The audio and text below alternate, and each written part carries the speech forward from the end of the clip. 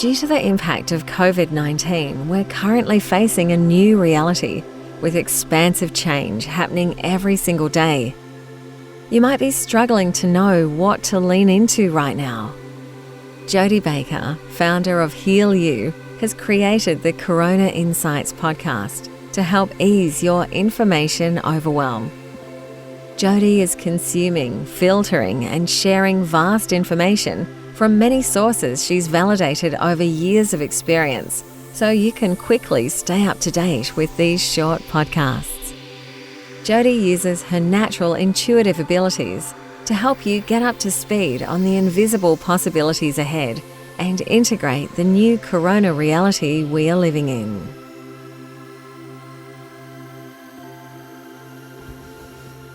Hi guys, thanks for joining me in today's podcast.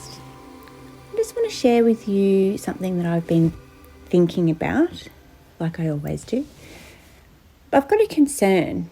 I've just got a concern and I'm beginning to wonder if I'm being manipulated.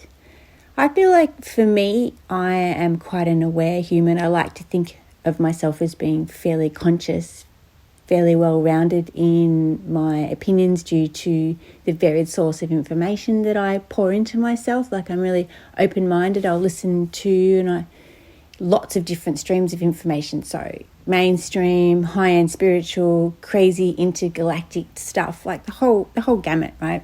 So based on that, and I don't particularly align myself to one fundamentally.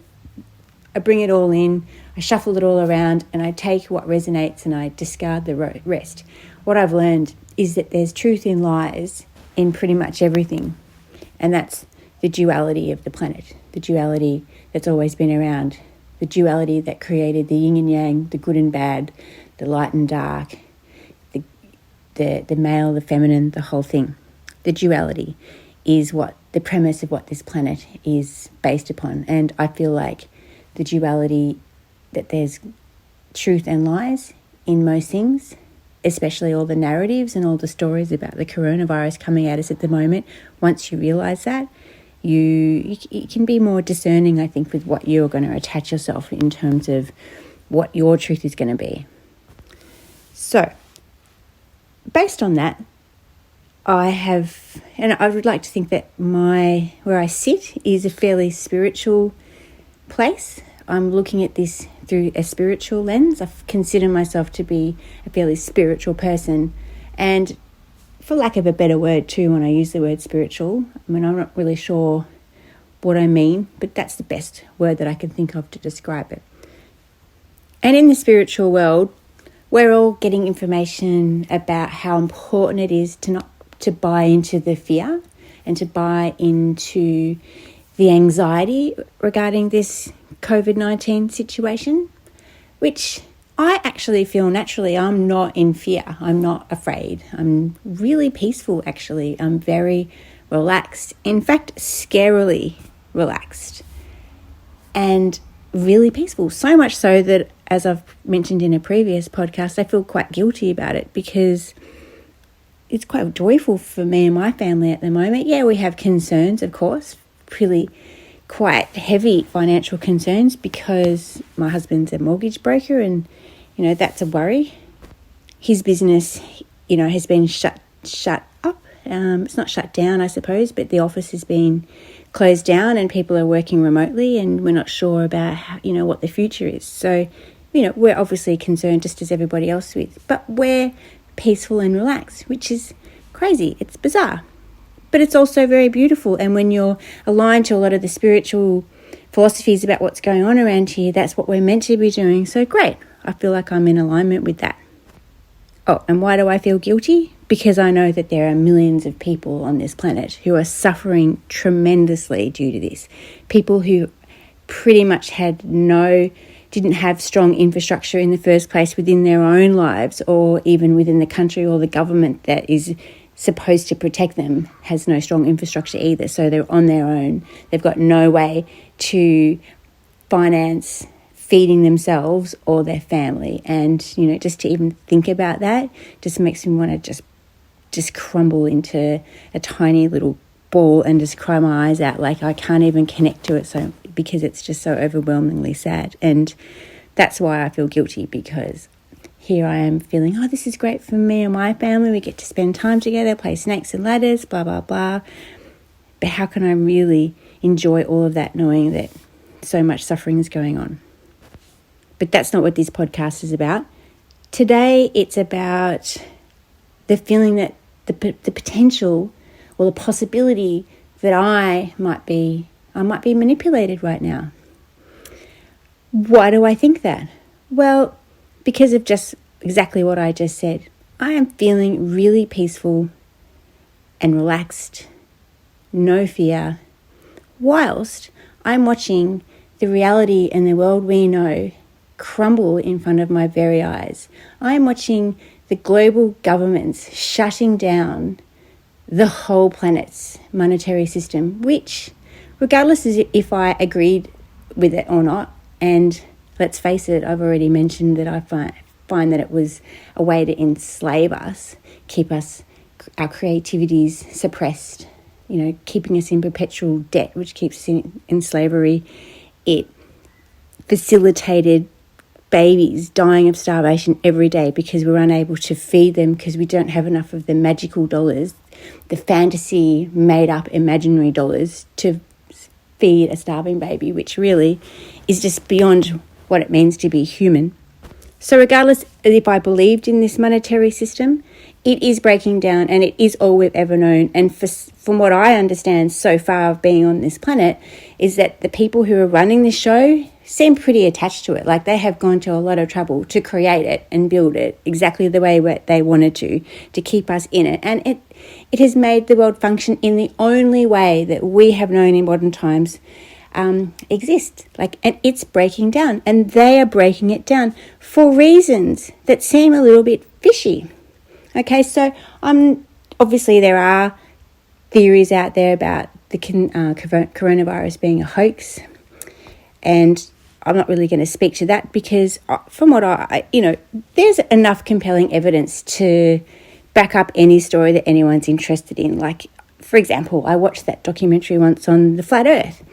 Now, I don't want to digress too much, but I had to watch it because I thought to myself, it just seems so weird that people could imagine that the earth is flat. But there are so many people so attached to it, there's got to be some compelling evidence. So, of course, I watched the documentary and there certainly was compelling evidence for it. So, as I said, there's always compelling evidence for every single story, every single narrative, every single conspiracy. It's the way life has always been. But I am relaxed watching our life change in front of my eyes. And it's not so much the change, I guess, that should be raising some alarm bells. It could be things like the fact that we are being encouraged to dob on each other. So in a time where we're all meant to be in unity and helping community and all that sort of stuff, already I see through social media people taking photos of everybody out and about and other people shaming them for being out and about, meaning that we're supposed to be in lockdown, we're doing this for a reason. Anybody who's not doing that is doing it selfishly, and the risk is very, very high, which under these circumstances I would have to agree based on what I know, based on the information that they tell us, that if we don't go into lockdown properly, then this lockdown is going to last a hell of a lot longer than it should. But the scary part behind that story is what's concerning me is the fact that I remember reading about the Cultural Revolution in China and hearing about the way Mao Zedong, the way he effectively tried to break down rebels or fish out rebels. He would go to the children in the schools and manipulate them and say, this is how a good Chinese citizen should behave, blah, blah, blah. If your parents don't behave in this way or you find them doing radical behaviours, let us know. And the kids were indoctrinated that way, and they would literally tell their teachers or the authorities and report their parents. And they didn't realise what they were doing, obviously. And then their parents would be taken away and killed, to be honest. And that's exactly what happened.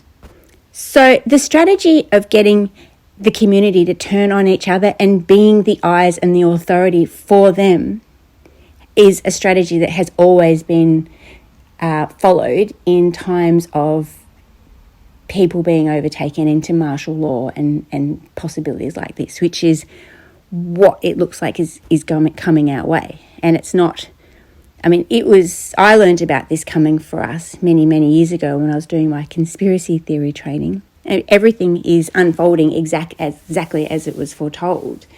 And even though I learned about it and I know, and I actually believe it. I really believed it, but I put it aside for the time because I had other things to do, like have babies and all that, and had to get on with my life. I put it aside. But now that I'm seeing it unfold, I'm still not afraid.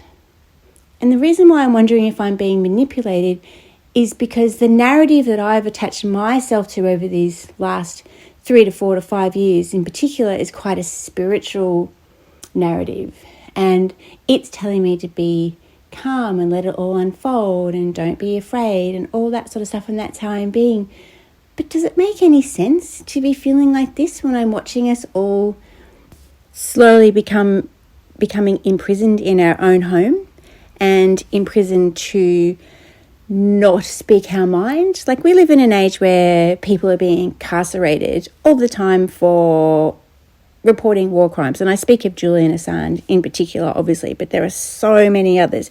But I speak of Julian Assange firstly because he's an Australian journalist who is in the public eye, who in plain sight is having all of his civil liberties taken away from him. He is being illegally locked up, treated just in such a way that it's hard to even fathom, with psychological torture, completely against the law. We've got Amnesty International, human rights, like the UN, everyone saying, yes, he needs to be released. This is not legal. Stop it. And we're watching it and we're allowing it to happen in plain sight.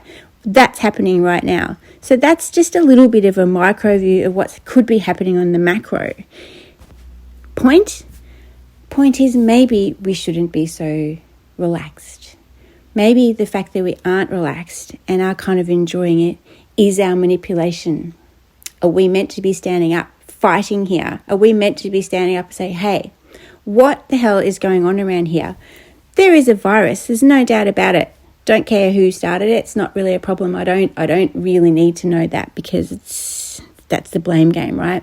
I'm dealing with what is in my mind. That's how I'm dealing with it. But do you really think that the global governments are going to shut down the whole entire planet, literally send everybody home into lockdown, start telling that they can't leave their house, that you're going to be arrested if you don't do as you're told, and the potential of actually them beginning to pay us a wage to stay home, which sounds good at the start, but once if we do that and we start to get used to that and the whole free market is gone, and then suddenly we're relying on the government to pay us so that we can feed ourselves, to the point where they say to us, well, but if you behave this way, we're going to cut you off. Oh, you're going to have some free speech? Sorry, we're going to cut you off. And that's kind of the beginning of a pretty scary reality. And, that's been also foretold about by the likes of David Icke and conspiracy experts for many, many decades now. There's a whole lot more I could say to this, but I'm just going to wrap it up with my main points, and that is this. I'm not afraid. I'm feeling really peaceful. Am I being manipulated? Should I be concerned? Because the evidence, if I really look at it, there's a red flag. Because it would have probably been a lot easier for these global governments to protect the very small minority of people who are actually at risk of perishing from this virus. So rather than stopping the whole world and going to these most unfathomable lengths that they have gone to actually do something that never in a million years could any person in modern history even conceive was possible, instead of doing that, wouldn't it been a little bit easier to protect all the people at risk, the older people and the people with, poor immune systems that might have been vulnerable to actually dying from this coronavirus? Because as I've mentioned before, 80% of the people who catch it are going to show mild to almost non-existent symptoms, basically showing that it's pretty much about your immune system and you're going to survive it no problem. It is in that aspect, like not even as bad as a flu, really could be just like a cold. Yes, the reason why we're scared of it is because of how easily it's transmitted, which is valid, right? But again, wouldn't have it been a lot easier just to protect the vulnerable?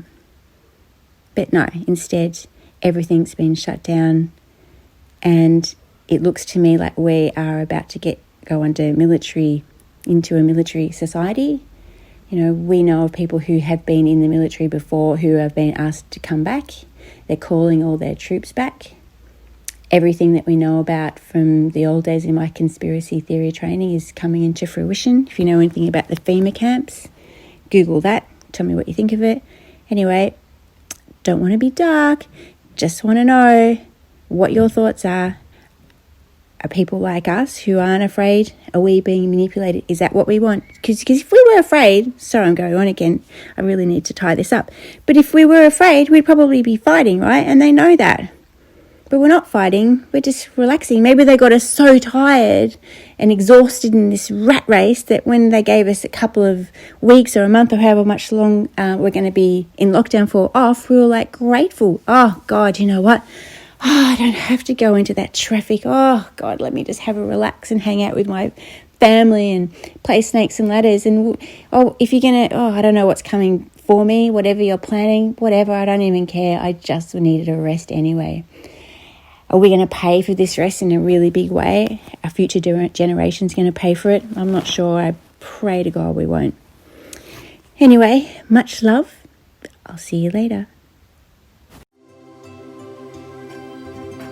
Thank you for listening to this podcast. And if you'd like more information on Jodie and her work as a self-healing mentor, please go to www.healyou.me.